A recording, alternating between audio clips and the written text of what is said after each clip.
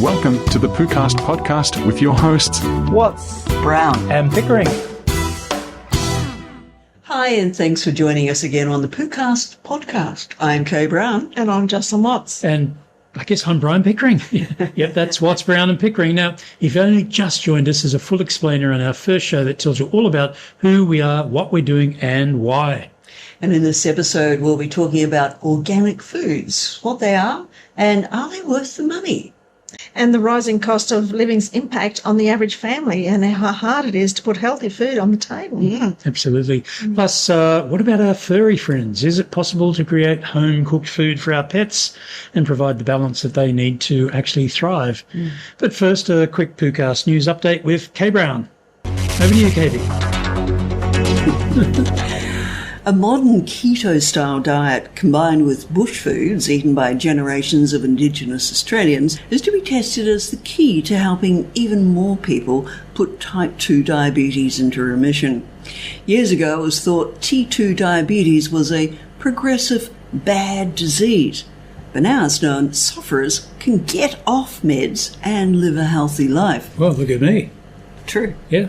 This new South Australian study, which is a collaboration between local First Nations people and Flinders University, is hoping to scientifically assess how low-carbohydrate foods and healthy fats, which kept Indigenous alive for centuries, might also be the secret to fixing the problems caused by too many ultra-processed foods. Fair enough. Yeah. True. Yeah. It's official. Data shows we're ditching low-fat and skim milk for the real thing, full cream milk. Yes! The reason, from the 80s until recently, full-fat dairy was blamed for raising cholesterol and causing heart disease. Now scientists have proved the saturated fats in regular dairy products are nothing like those in fatty meats, packaged sweets, pastries and takeaway foods. I'm hoping that includes ice cream Me too, because that's my favourite. I like ice cream. Now, do you have an air fryer? Then you've got the potential to make healthier snacks for your nearest and dearest. Thank you. Turns out you can make crispy chips from just about any vegetable and save yourself from unwanted preservatives and bad fats, which make commercial chips a bad choice. Latest data shows you can get the same crunch and feel-good factor if you use a mandolin to slice super thin slices of everything from beetroot to radishes, sweet potato to carrots, zucchini, well, pretty much any veg, and give it a quick spray of olive oil before cooking in the air fryer. Even better, in my view, use an olive oil infused with garlic and onion. All the flavour without the FODMAPs. A lot more on FODMAPs coming soon. Speaking of ice cream, which we were, yeah.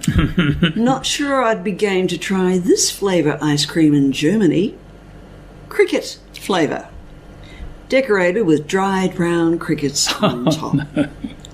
If you're going to Rottenburg, apt name, Rottenburg am Neckar, and you're brave enough, cricket ice cream can be found at Thomas Michelino's store. It's not Tom's first foray into creating new icy taste sensations. In the past, he's offered liver sausage and gorgonzola cheese ice cream. What? As well as gold-plated ice cream. Cricket ice cream? Yeah. Yeah, no. no. All right. Lucky laughs, you might like this when it eventually reaches us and other parts of the world. You see, Starbucks has come up with a new way to add flash to their coffee. A decent dash of extra virgin olive oil called oleato. Oleato. So, there are over 36,000 Starbucks outlets in the world.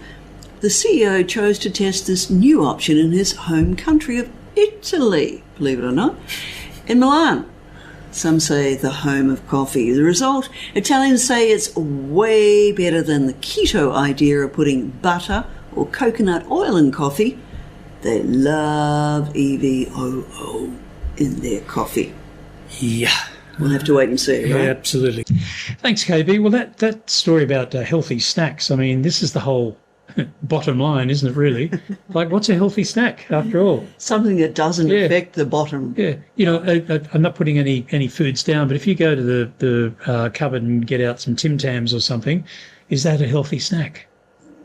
You know? Hey, I read just the other day, by the way, by someone that Tim Tams have cochineal colouring, and that's actually ground up bugs. Ooh. Cockroaches, isn't it?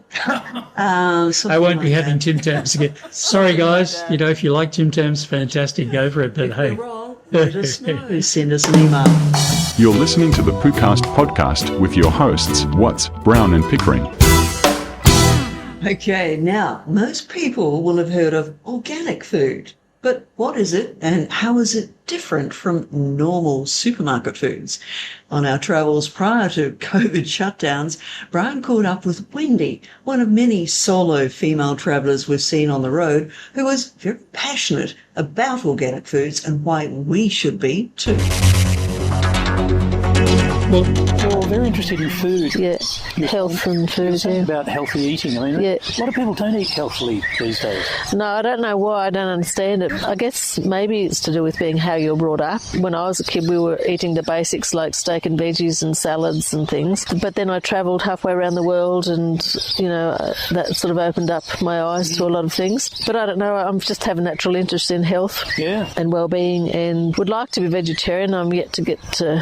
Well, we're getting there. You're doing it too. We have very, very little meat. We get our protein from other sources. Yeah. Apparently plants have enough protein. That's what we're finding out. Yeah. We've changed our diet. It was never unhealthy, but it's a lot healthier now. I think the first and only time I had McDonald's was probably 15 years ago. You know, likewise, that stuff is fried and all that sort of stuff. So, you know, not interested in that. We're not over the top about the vegetable style thing, although my wife Kaye would probably say we are, because that's what we're doing right now, eating a lot of veggies. But we can make things that look like pasta and taste like pasta out of vegetables. Yeah. If you've got a spiralizer, which we do. Yeah. Fantastic. Yeah. So what would you like to see happen with people eating more healthily? Well, now that I'm starting to travel and I'm meeting people, surprisingly, I'm meeting lots of people who are interested in healthy food and organic food, which I'm interested. Well, that's all I eat now. Mostly what I eat. We were saying that we need some sort of a go-to list where, when you're travelling, you know, you can refer to it, so you can go to an organic shop or store or something and know that you continue feeding yourself on organic. I know Coles and Woolies, but they're restricted with what they have to offer, and there's also organic meat that you have to chase as well. Yeah. It's a matter of doing a lot of research and learning and getting it from reputable sources, not just from a group somewhere that says, oh, I do this and I do that and we have this, we have that. Yeah. Get it from proper health organisations, you know, recognised health organisations. Say your background, you're a nurse, so you've got a little bit of information, or a little bit, you've got a lot of information. A little bit compared to others. It's the health aspects, isn't it, as we get older, that we need to be aware of. Yes, you become more aware of your own health and everything, and you start developing all these things. Okay, so with the organic foods, can you name a couple of things that you're talking about, like the vegetables, the type of vegetables? Is it the way they're grown? Well, they're certified, so it costs them a lot of money. They have to reach all these standards and continuously prove that they're living up to those standards in the growth of their soil. The soil's got to be, you know, treated. But it's all I know is that once they're certified, they have been approved for those particular standards. So in growing it, they're not using chemical fertilisers, or they might be using chemical fertilisers, which are natural, in inverted commas. Yeah, herbicides and things, I think. Because I'm very aware, for instance, you know, if I have an apple as a snack, years ago I used to just pick the apple up and eat it. You know, it's come from the shop. Who knows where it's come from there. I now at least wash them. Yes, yeah. You know, some people soak their fruit and veggies in vinegar and water for 20 minutes before they use them. Okay. Yeah. Is that to cleanse them? Yeah, vinegar's very good, but I don't have the time for that. I still work. I do wash them. I scrub them, actually. I get my little scourer and scrub them under the water. Okay. But I've recently realised, and it's, I guess, common sense, chemical-free fruit and veg are probably better than certified, because certified uses sprays. Even if they are herbicides, they're still just not as bad as that Monsanto glyphosate. Oh, yeah. They don't use glyphosate, but they do use other stuff. Yeah. So you still have to wash it and everything. Yeah. It's pretty involved. You're forever learning and discovering. Absolutely. And who do you believe as well? There's so many different stories. Well, she was a very interesting lady, this Wendy, solo traveller and whatever. She didn't actually want her name mentioned, so I made up the name Wendy. I don't know where I got that from, but there you go. But We have a friend called Wendy, but it's not that Wendy. Hi, Wendy. But I appreciated how she felt about foods. You talk about, what is it, glyphosates and things that are put into... and our cultural friend Adam Woodhams, who has an extensive website, has been passionate about not using glyphosate for years. And he's totally into sustainable farming, growing foods, totally into that side of things. And I guess we are too. And this is what we are not told about on a regular basis that is present in our foods, and supposedly it's okay. Yeah, well, modern agriculture demands that our farmers are producing 3 crops out of a particular plot of land per year, whereas in the past they would grow a crop, then leave it fallow or put in something that would introduce nitrogen back into the soil naturally. Nowadays, bam, bam, bam, rush, rush, rush, make money. They're forced to try and grow stuff all the time, and our soil is seriously depleted. Australia is known to be depleted, particularly in selenium and things like that. So it's something we really need to be thinking about, because what we're feeding ourselves and our kids and our grandkids is really going to impact on all of us for a long time. And this is exactly why we all need to do a lot more research into the foods that we eat. It's one thing to say, oh, look, healthy veggies, this, that, and the other. Where were they grown? How were they grown? Et cetera, et cetera. They don't have time. Just tune into the PooCast podcast. All righty, just a quick one now. Imagine being the mum of 4 kids with a mortgage, maybe 2 cars, husband and wife both need one for work, and then trying to keep everyone not only healthy but also happy when it comes to mealtime. So some of the feedback comments suggest it's been getting tougher than ever before for families generally. Now, we know some people with first-hand experience about this. What about you guys? We've got friends and family who have this? We've got family struggling. Our daughter is struggling. In Melbourne, down in Melbourne, your daughter and hubby and kids, finding it hard. Yeah, and I do know of families who have actually had to cut back their sporting activities and other things that they're involved with just so that they could continue to put food on the table. Gee. Wow. That's how tough it is out there. Yeah.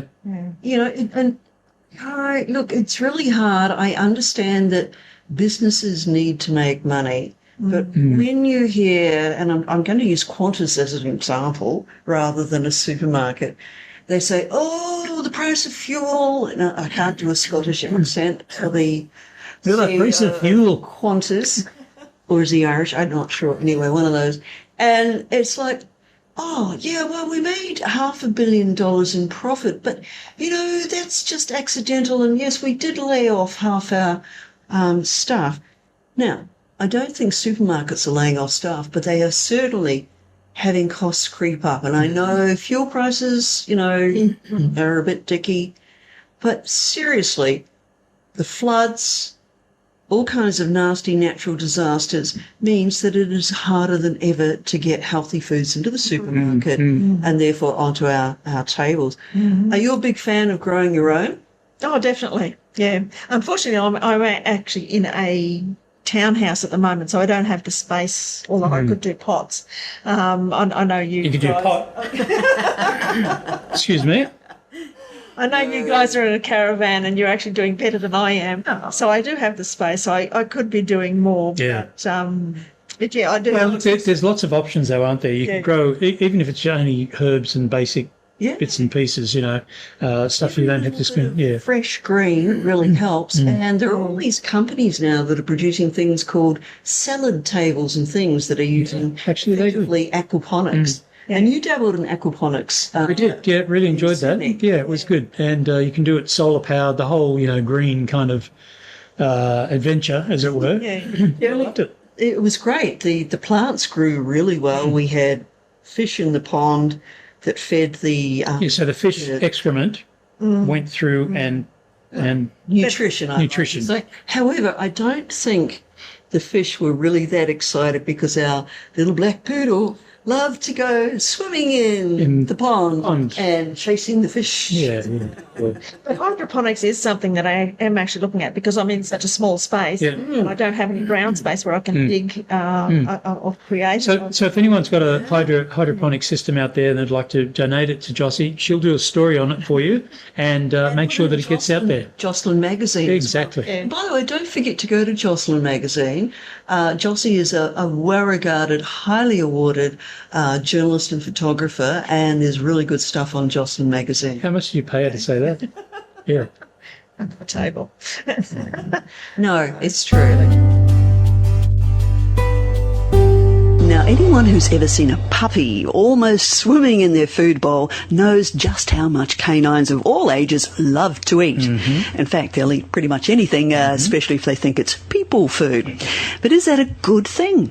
Well, we know that modern-day dogs evolved from wolves who scavenged scraps from early humans, but will they thrive on that kind of food nowadays? What is the best food we can feed? And by default, what is the worst food? Now, Dr. Barbara Fougere from All Natural Vet in Sydney is an expert in nutrition and, in fact, all kinds of healthy things, aren't you?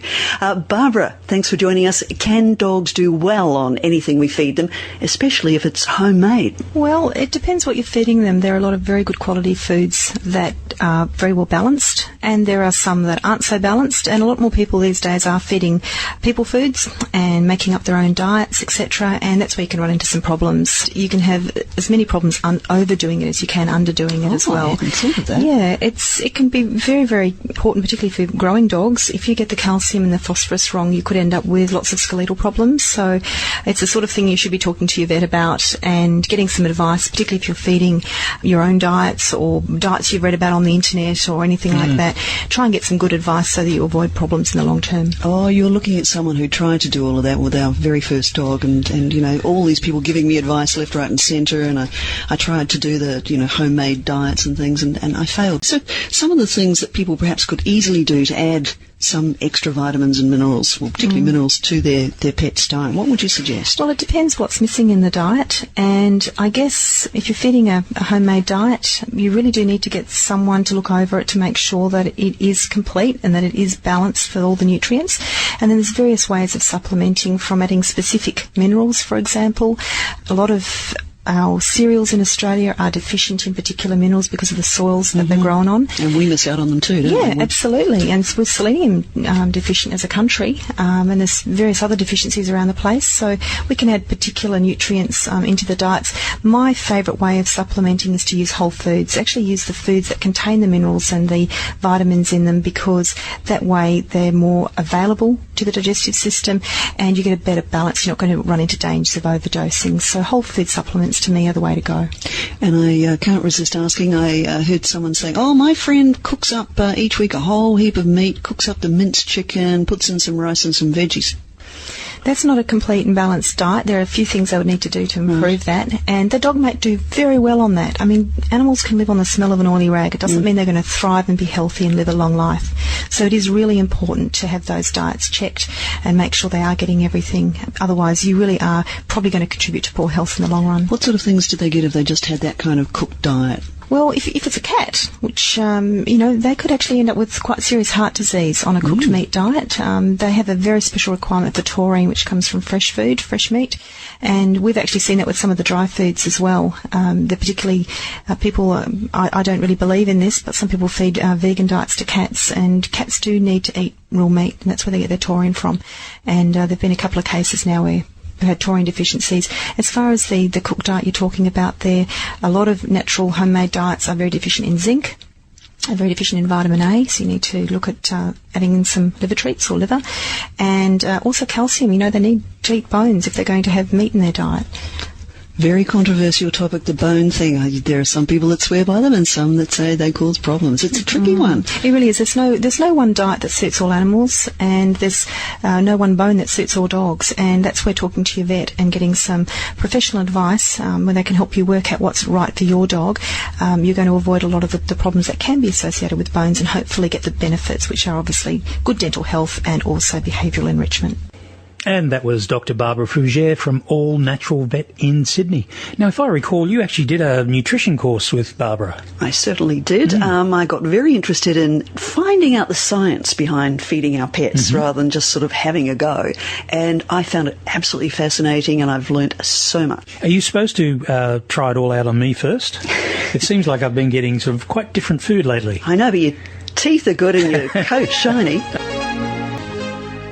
Okay, so there you go. So if you've got pets, you can feed your pets healthily as well. Absolutely. When are you going to come up with this idea of dinners for Doggy and me? Eh? I've been talking about it for ages.